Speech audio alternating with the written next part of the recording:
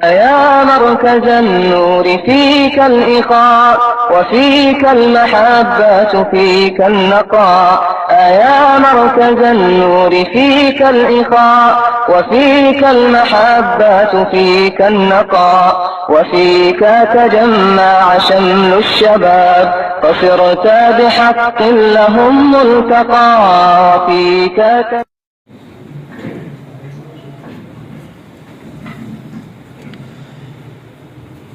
نحمده ونصلي على رسوله الكريم أما بعد فأعوذ بالله من الشيطان الرجيم بسم الله الرحمن الرحيم إنما يعمر مساجد الله من آمن بالله واليوم الآخر وأقام الصلاة وآتى الزكاة ولم يخش إلا الله فعسى أولئك أن يكونوا من المهتدين.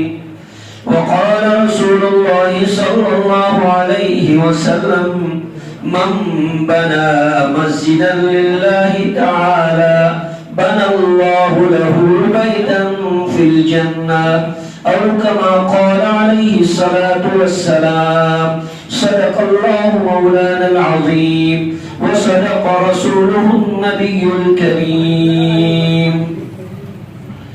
واجب التکریم حضرات علماء کرام، بزرگان محترم، نوجوانان ملت، بڑی خوشی کا موقع ہے اور الحمدللہ موقع کی مناسبت سے حضرت مولانا محمود خان صاحب نے آپ کے سامنے بڑی مفید باتیں پیش بھی کر دی ہے اور اسپیکر صاحب نے مختصر کا اعلان بھی کر دیا ہے، تو اس کے بعد اس بات کی کوئی گنجائش نہیں رہتی کہ آپ کے سامنے کچھ اور لفظ گشائی کی جائے، کیونکہ یہ جو میں نے آیت پڑھی ہے انما یعمر مساجد اللہ، اس میں 5 صفتیں اللہ نے مسجدیں تعمیر کرنے والوں کی بیان کی ہے. 5 صفتیں، اگر ان 5 صفتوں کو کھولا جائے تو میرے خیال سے 1 گھنٹہ نکل جائے گا، اس لیے اس کا کوئی موقع نہیں ہے.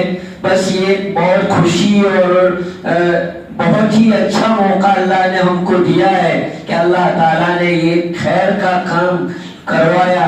الحمدللہ یہ حاجی عبدالستار بیگ اور ان کے جو فرزند ہیں وہ علماء سے جڑے ہوئے ہیں، مولانا محمود خان صاحب اور مفتی زاہد صاحب اور اسی طرح یہ مولانا ریاض صاحب جو وغیرہ ہیں، ان کے مشورے سے کام کرتے ہیں. یہ مساجد بننے سے پہلے بہت مرتبہ مشورے اس کے ہوئے. اللہ پاک اس کار خیر کو قبول فرمائے. جس مرحومہ کے لیے اور تمام مرحومین جو بیگ کمپنی ہے ان کے مرحومین اور امت مسلمہ تمام مرحومین جن کا جو کچھ اس میں لگے گا.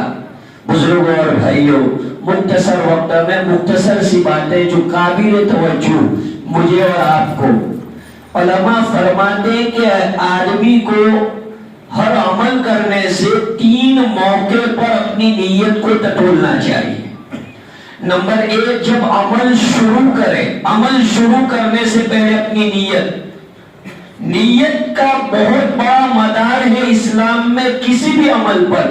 اسی لیے امام بخاری نے اپنی کتاب کو کسی اور چیز سے شروع نہیں کیا، نماز سے، زکوٰۃ سے، روزے سے نہیں. انما الاعمال بالنیات کی پہلی روایت لا کر حضرت امام بخاری یہ ہمیں سبق دینا چاہتے تھے کہ تم جب بھی کوئی اپنا عمل کرو تو عمل کرنے سے پہلے نیت ٹھیک کرو. شیطان بہت چالاک ہے. شروع میں آدمی اگر نیت غلط کرتا ہے تو شروع سے اس کا عمل گیا. پھر چلو ایسے علماء نے سمجھایا، تقریریں کی تو شروع میں تو ماشاءاللہ نیت ٹھیک رہی. درمیانے عمل میں آدمی کی نیت اگر غلط ہو گئی تو ثواب ہو جائے گا. اس لیے درمیانے عمل میں بھی اپنی نیت کو ٹھیک کریں کہ میں یہ کام کیوں کر رہا ہوں. اور مومن کا ہر کام لوجہ اللہ ہوتا ہے. وَرِضْوَانٌ مِّنَ اللَّهِ أَكْبَرُ، اللہ کی رضا کے لیے مومن کتے کو پانی پلاتا ہے تو بھی اس کا منشا اللہ کو راضی کرنا ہوتا ہے. مومن کا ہر عمل رضا الہی کے لیے ہوتا ہے، اور اگر نہیں ہے تو کرنا چاہیے، کرو کوئی بھی عمل آپ کرو، اس عمل کے پیچھے اللہ کی خوشنودی، اللہ کی رضا کو آپ شامل کرو۔ تیسرا موقع ہے عمل کے ختم ہونے کے بعد۔ عمل کے ختمہ پر بھی اپنی نیت توڑو۔ اگر آپ اپنی نیت کو صحیح نہیں رکھیں گے تو کرا کرایا بیکار ہو جائے۔ شیطان تو پانی پھرنے کے لیے بیٹھا ہے محنتوں پر، اور ہمارے سامنے تو آئیڈیل ہے۔ ابھی حضرت نے فرمایا ساری دنیا کی مسجدوں کا مرکز خانہ کعبہ، اس کے تعمیر کرنے والے کون؟ ابراہیم خلیل اللہ علیہ السلام۔ ابراہیم خلیل اللہ علیہ السلام نے اتنا بڑا کارنامہ انجام دیا، لیکن جانتے ہو اللہ سے کیا کہا؟ ربنا تقبل منا انک انت السمیع العلیم۔ پاک پروردگار، یہ تیرے فضل سے اور تیرے کرم سے ابراہیم اور اسماعیل دونوں نے مل کے یہ کام کیا ہے، اے اللہ اب تو اس کو قبول کر لیجئے۔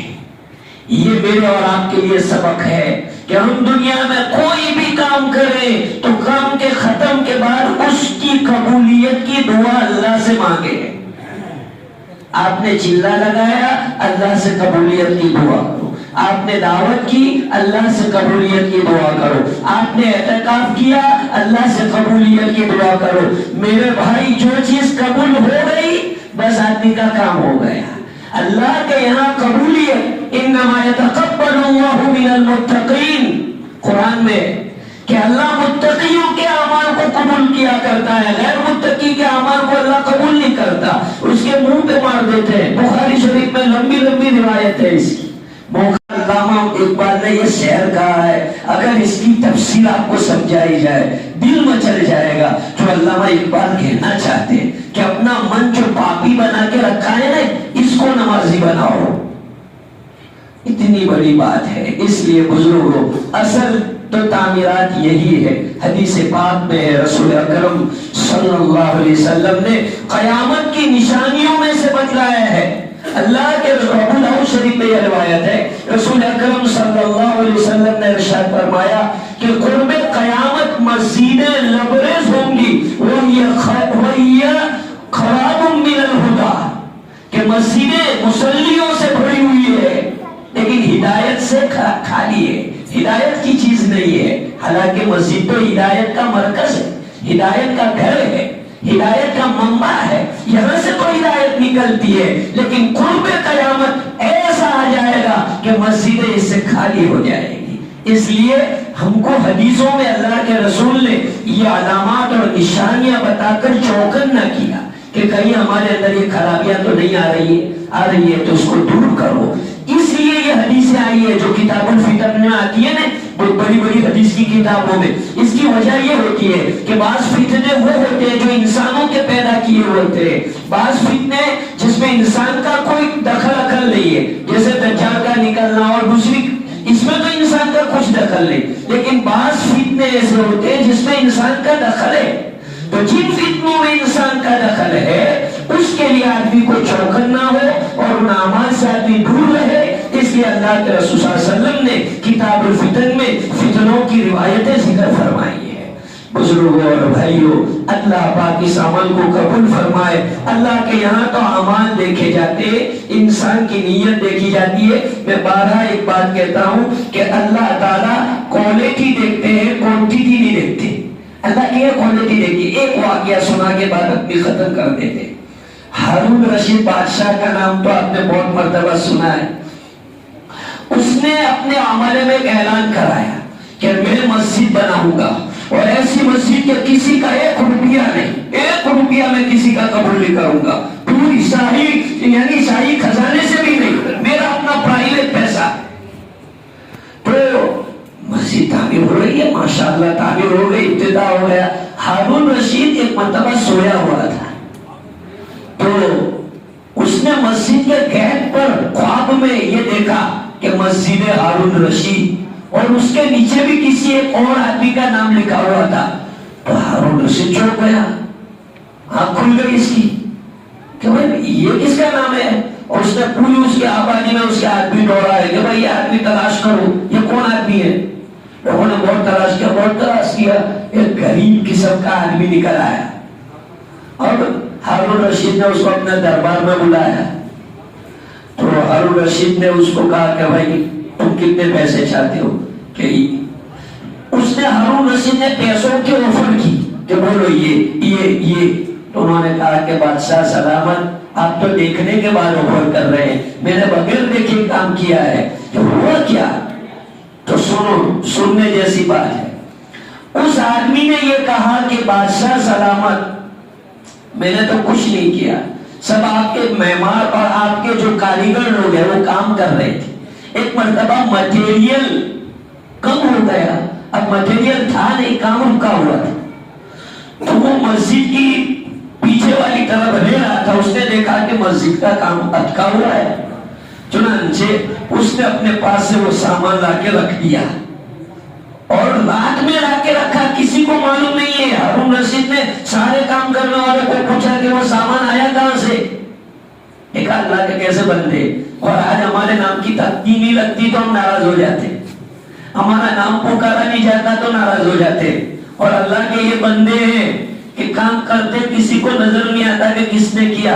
ہارون رشید نے بہت تلاش کرائی اور اس کو بہت کہا تو اس نے ظاہر کیا کیسا ایسا ہوا تھا۔ تو اللہ کے یہاں آدمی کی نیت کو دیکھا جاتا ہے، اس کے جذبے کو دیکھا جاتا ہے۔ اس لیے بھائیو خلوص جذبے کے ساتھ مساجد کو تعمیر کرو، ظاہری اعتبار سے باطنی اعتبار سے۔ مسجدوں کی جو ایکٹیویٹیز ہے، تعلیم کے حلقے اور اسی طرح ذکر فکر اور جتنی بھی مسجد کے اندر جو بھی کام ہو رہا ہے اس سے اپنے آپ کو اٹینڈ رکھو۔ میں میرے ساتھ جو لوگ ہوتے ہیں ان کو کہتا ہوں کہ اپنا ایمان بچانا ہے تو آپ کو مسجدوں سے مربوط رہنا پڑے گا، مسجدوں سے آپ کو اپنی لنک ملانی پڑے گی۔ مسجدیں جو ہیں وہ اللہ تبارک و تعالیٰ کی طرف سے اس کی خصوصی رحمتیں ہوتی ہے تو بندوں کو میگنیٹ کی طرح سے اللہ کی طرف کھینچتی ہے۔ اس لیے مسجدوں کو شاعر اسلام کہا گیا ہے۔ شاعر اسلام کا مطلب ہے جو بندوں کو اللہ کی طرف مائل کرے اور اللہ کی پہچان کرائے، اس کو شاعر اسلام کہتے ہیں۔ تو مسجدیں یہ شاعر اسلام میں سے ہے۔ وَمَن يُعَظِّمْ شَعَائِرَ اللَّهِ، جو شاعر اللہ کی تعظیم کرے گا اللہ تبارک و تعالیٰ کے یہاں اس کا دل تقوی والا سمجھا جائے گا۔ اللہ پاک مجھے اور آپ کو ان مساجد کی عظمت کرنے کی توفیق عطا فرمائے، اس کے آداب کو بجا لانے کی توفیق عطا فرمائے۔ اللہ پاک آپ تمام حضرات کی حاضری کو قبول فرمائے۔ جن حضرات نے دامے درم سکون جو کچھ مدد کیے، تمام حضرات کے تعاون کو اللہ تعالیٰ قبول فرمائے، بہترین بدلہ عطا فرمائے، اور اس مسجد کو دیگر مسجدوں کی طرح اللہ شرف قبولیت عطا فرما کر تا قیام قیامت اللہ اس کو قائم اور دائم رکھے۔ انہی باتوں کے ساتھ میں اپنی بات کو ختم کرتا ہوں۔ وآخر دعوانا الحمدللہ رب العالمین۔